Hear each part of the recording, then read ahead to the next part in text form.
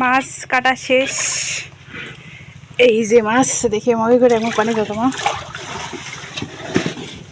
এই যে পুঁটি মাছগুলি সাইজ করা হয়ে গেছে। এই যে পুঁটি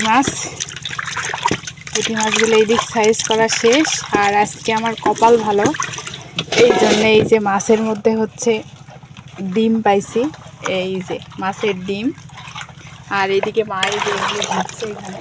এই যে এখানে এগুলো ধুচ্ছে এরকম করে।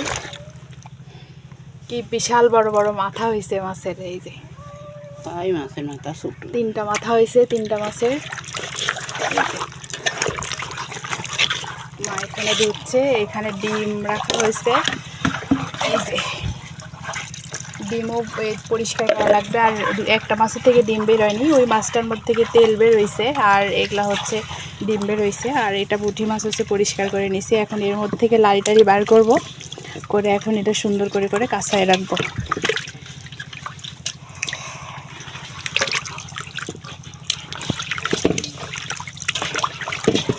অনেক সুন্দর পরিষ্কার হয়েছে, একদম সাদা ফকফকা হয়ে গেছে, গায়ে ময়লা টয়লা আর কিচ্ছু নেই।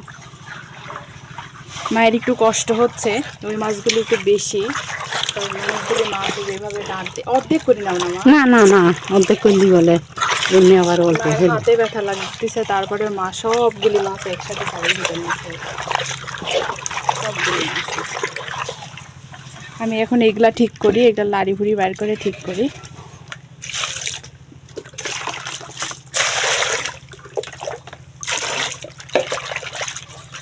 ওগুলো তোলার জন্য আলাদা জিনিস নিবে, ওই রাইস কুকারে পাতিলে উঠো।